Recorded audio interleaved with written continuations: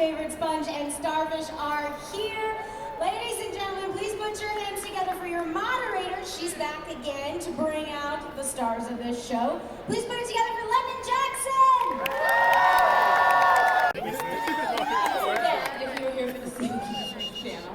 So I'm London Jackson, and as a now 20-year-long fan of SpongBob SquarePants, I am so ecstatic to introduce our two panelists for this. And of course, we have the voices of both SpongeBob and Patrick, Tom Kenny and Bill Fagerbakke. They're coming. Maybe. They're there, I promise.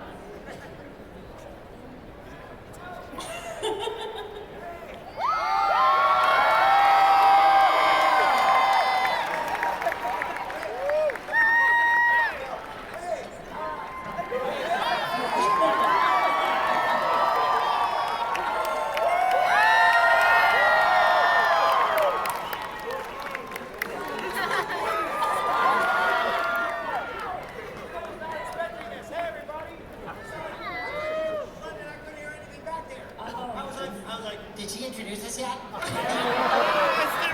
just waiting. You're good, you're good, you're good, you're good, you're good. Look, they have our names on both sides, so we know who we are. Don't forget. Tom Kenny, got it. So, SpongeBob has been on now 20 years, and when you started working on this show, did you ever think that it would be such a huge part of popular culture? Ah, that's a good one, London. That's a good one. Because I didn't think that until I met you. No, we were just, your first priority as an actor is just to get the job. Then you hope that the show keeps on going for a season or two. You just want a check from a reputable organization. Yeah, you just hope the check clears. But then, within a couple of seasons, it became obvious that this show really had legs, and that people really liked it, and that multiple generations liked it. And now, 20 years later, it's become this thing where it's really mind-blowing. Where you see, sometimes you'll see grandparents, parents, adult kids, and their kids, and it's 4 generations, and that's when you start to feel like you're a bazillion years old. Yeah. Look, there's some people, they're prisoners over there. Be careful, don't put your hand through the It's like SpongeBob and Folsom. I love it. When I was just a young sponge, Daddy told me, son. Was there a moment in this entire run where you realized that, wow, this show is basically a phenomenon? Was there something that made you realize, wow, it's When the show started when my daughters were 5 and 7, and I realized we were doing something pretty special when every time I rolled into the elementary school to pick up my girls, I felt like Ringo, Paul, and all these kids, Patrick! Wow! Well, and it's funny, our kids are in their 20s, and I also have a daughter who's still a teenager, who's in high school, and I was at her high school play last night. My kids are 6 years apart, and just hanging out in the hallway, after the play, SpongeBob still means something to high schoolers now, people who are high school age now. Yeah. They still love it. You're going to play tonight. They're gonna go bonkers. So it's funny. Like I said, the longevity of it is something that you don't often get a chance to experience in this business. Everything's kind of ephemeral, especially now. Stuff will be really huge for a minute and then utterly disappears. So. Stuff burns really bright and really hot for a really short amount of time. It's hard to get over 15 minutes, over that 15 minutes. SpongeBob's had so many more minutes than 15 Rear Grill in 20 years.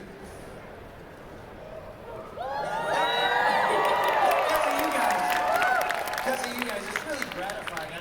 I don't know that we've ever had or ever will have another job like this, where there's just something about the character and the, the stuff people say to you, like even at my table today, somebody was saying that like, they're a more tolerant, open-minded person because of SpongeBob. And they said, she was saying at first, she didn't even want to watch SpongeBob. She goes, when I first saw it, I thought it was stupid. And I said, yeah, you're right. It is. It's stupid in the most brilliant possible way. That's Hillenburg. Hillenburg knew exactly what he was doing. And I think he still does know what he's doing. Well, speaking of Hillenburg and the incredible work he's done, can you talk to us a little bit about your work with him and how you both all came together to bring these characters and this world of Bikini Mom and everything to life? Sure. Hillenburg was a very unusual person. I could tell the first time I met him when he had auditions. Usually in cartoons, you audition in the studio. It's somewhat antiseptic because you got the glass and then there's someone giving you directions. Steven had auditions in a conference room.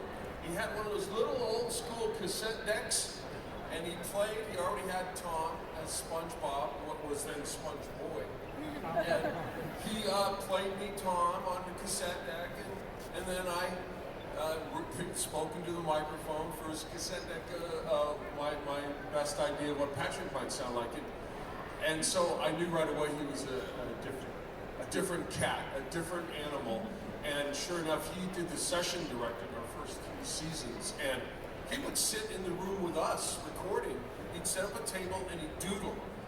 And he would just make notes and then give us notes and just be, I'd love to have some of those doodles. Yeah, and so much of what you just said, Bill, just goes to Steve being a really, just kind of very real, organic person, he's recording the auditions on this crappy little Kmart low-tech cassette deck, you know what I mean? Yeah. And drawing on Post-it notes, and Steve was just, he didn't care about money, he didn't care about fame, if anything, he thought that stuff kind of got in the way of his creativity a little bit. So, he was much more just, an artist, a surfer, an environmentalist, an ocean science enthusiast, a sculptor. He was just an amazing, really a Renaissance guy, a Renaissance man that really didn't make any big deal about how Renaissance he was. He really, really humble and beautiful and just really, like Bill said, highly unusual, yet you just instantly liked him and fell in love with him and wanted to please him. You just wanted to do a good job for him. Yeah. So satisfying to make him smile. Yeah, to make him smile was one of the most, you just felt like that was its own reward. Because you just liked him so much and you wanted to help this vision that he had. It was, 110% him. All came from him. And then, at least for myself, I just felt that I was just the voice aspect of that. I was like that one chromosome of the character, and I just wanted to be that the way that he heard it. And like I said, you just wanted to help bring this thing to fruition in your own small little way. And just to quickly wrap up, he also gave us a lot of leeway.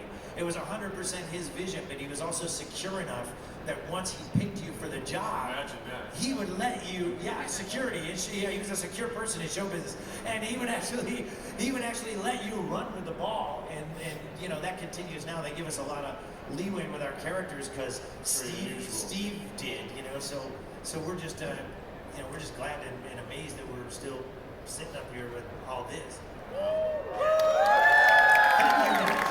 Thank you. Well, kind of going off of the kind of creative freedom that you discussed, and your voices, both of your characters' voices are now very distinct. And did Hillenburg help you kind of find the voice for your characters? And if so, was there any inspiration outside that made you find SpongeBob's voice and found Patrick's voice? Like, where did that come from? Because now it's just seared.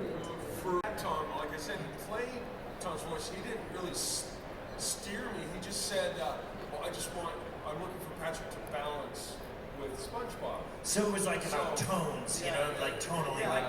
This is the tone that Tom is speaking in. What tone, Bill, do you think would go up against that tone? Tone and rhythm. Yeah. But those two sounds are kind of cool together. Yeah. That's the, one hat that I didn't mention that Steve wore is that he was also very musical, and played guitar himself and was really into music. So I think in a lot of ways he thought in a musical way about the voices in a way that is kind of unusual in animation. Like he thought of the voices almost as musical instruments that he was kind of scoring his cartoon. And I know, talking about outside influences for me, when he brought me in, since Steve was not an actor, and that was one thing he didn't do and didn't want to do, was being an actor. He could do practically everything else. But, so he never did a voice for me and said, this is what I want you to sound like, Tom, and then he did it. He just said, this is who SpongeBob is. He's half grown up, half a kid. He's got a foot in either one of those camps. He's half a boy and half a man. He works a job, he lives by himself, but he also goes to school, and when he gets together with his best friend, they hold hands and skip around like they're 4 years old at pre-K. So he said, so what I'm thinking of, he said Pee Wee Herman, a Munchkin from The Wizard of Oz, Jerry Lewis, Stan Laurel from Laurel and Hardy. Those were all things that he threw out there, and he said, just mix all that up and see what you come up with.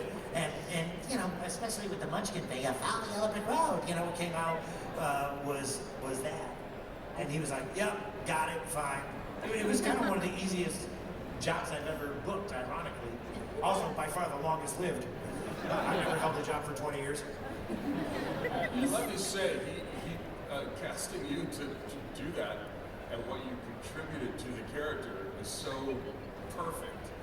And also the fact that I guarantee you most voice actors trying to do SpongeBob, they wouldn't be alive anymore. I mean, their voices would not be alive anymore.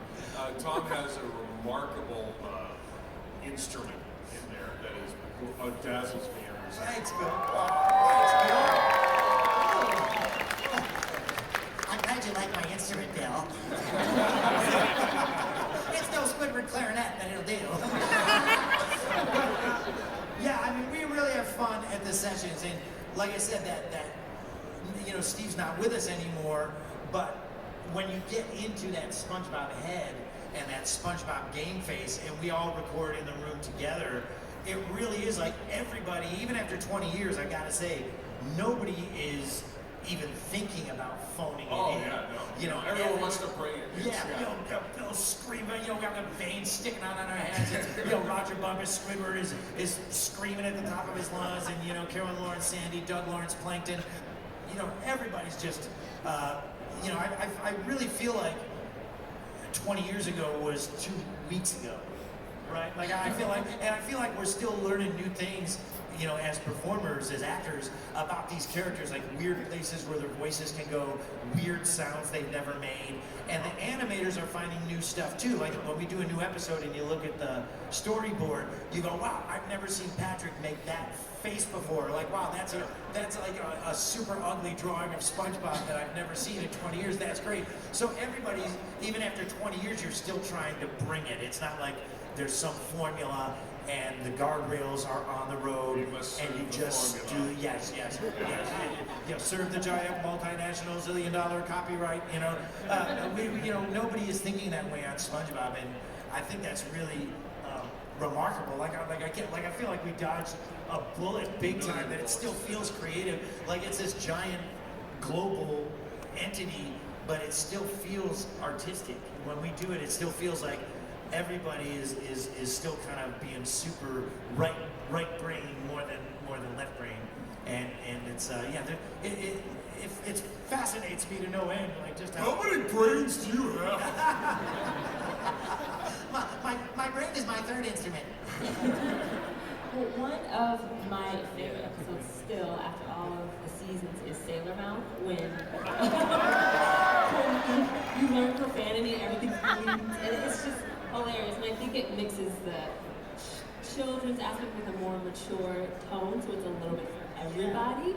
And I think that show is that's one of the reasons why the show is still so popular, because it's for kids and adults. I think you can get both out of it. Do you have either just your favorite episode or one that kind of gives a balance to both that would appease the whole audience? That services the adult and the kid. Yes. I can tell you the human element of that was we were meeting some fans down at San Diego Comic-Con, and this family came through. It was a mother, the dad, 3 kids, 9, 5, 2-year-old in a stroller. They were all dressed like Patrick. It made me so happy. What an amazing thing to see. I know, and I know that family that you're talking about. He's like a really high-powered, like corporate, like copyright lawyer. So it's funny that this guy that's like in corporates and he's like, you know, tights. oh my God, yeah, he's like wearing tights and flowered shorts. He's got a point on his head. He's going, I just wonder, like, you know, how would Pepsi-Cola feel about him, you know, knowing that he's their lawyer and he's just dressed his entire brood up as a starfish and they're prancing around at a Comic-Con. But yeah, I love Sailor Mouse too. You know, to me, that's just a great idea, and it could almost work as an episode of a sitcom like Leave It to Beaver or some old show like that, where, you know, everybody probably has a similar experience as a little kid, where you picked up a word somewhere that you really didn't know what it meant, and you go around throwing it around to people, and they start freaking out. You know, what did you say?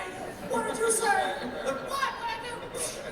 And so, you know, that is, even as weird and surreal as Bikini Bottom is, like, that's a relatable incident that can happen. Like, I remember my kid when my son was little and he got sent to the principal's office in like 2nd grade because he used the F word, you know what I mean? And we're like, what, you know?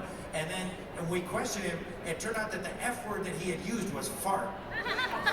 Like, it wasn't even the, we're like, man, where did you learn that word? And he said, fart, I've always known that word, you know? I'm like, that's the F word? They put you in the principal's office for fart? Why are they wasting our time? Farts are funny, dang it. So, yeah, SpongeBob always straddles that line. Like, it was never meant to be a children's show meant for kids. Like, nobody was ever writing to children, right? Like, none of the writers are going, oh, what would a 5-year-old like? Or what would an 8-year-old like? What would a 9-year-old like? It's just, you know, I think animators, storyboard artists, and animation writers, the job they always want is a job where they get to amuse themselves. They don't have to worry about writing to a pocket of a sensibility. They get to do what they really want. That it's something that inspires them, and we have the right writers and storyboard artists, that's for sure. I think they really appreciate it. And they've been on the show for a long time, you know, so like the animators and the writers are people that we know, you know, that are on the show. It's not like we never see them or it's always new people or whatever. And I think animators and storyboard people and voiceover people, we're all kind of the same.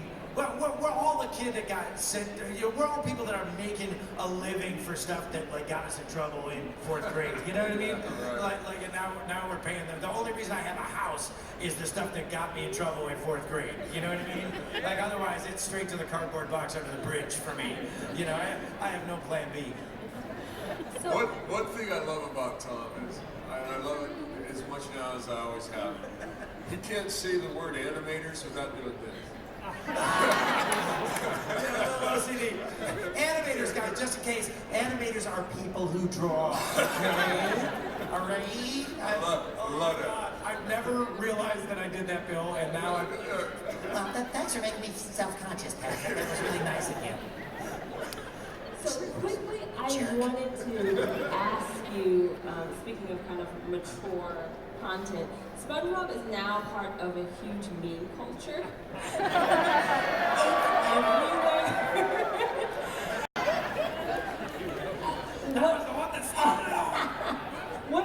What are your thoughts on that? It just grew out of nowhere, but it's everywhere. Everyone uses them. What do you think about that? As a Luddite, it really strains my comprehension just to really I can't understand it. I think it's fantastic. I think it's wonderful that people get to interact with things that amuse them in a way like that. I certainly never envisioned something where people would merge Patrick's face with Julia Roberts' face, which is my favorite Patrick meme. I know, like how did that even happen? Like somebody had to have that thought, then laugh at it, and then go and Photoshop it.